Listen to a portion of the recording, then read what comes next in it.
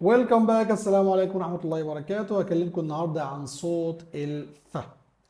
الطرق اللي بننتج بيها صوت الف أو الحروف اللي ممكن من خلالها نطلع صوت الف. أول حرف أو أول طريقة أو أشهر طريقة اللي هي من حرف الإف. حرف الإف الساوند بتاعه ف.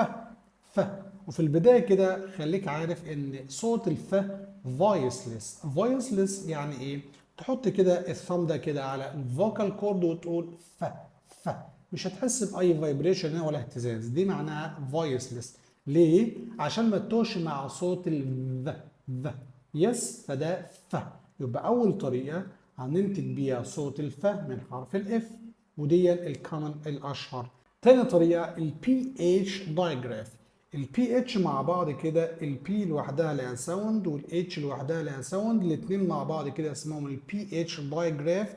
دايجراف يعني تو ليترز الاتنين بيطلعوا ساوند واحد، زي كلمة فون، زي كلمة دولفين، زي كلمة دايجراف نفسها. اوكي. تالت طريقة ودي احيانا بنلاقيها في بعض الكلمات، حرف الجي مع حرف الاتش نعمل لهم كومبينيشن كده مع بعض.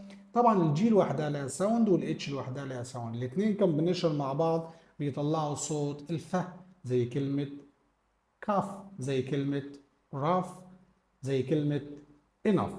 That's enough. ان شاء الله في الفيديو ده ونكمل في فيديو تاني معلومة جديدة ان شاء الله تفيدكم في الانجليش. السلام عليكم.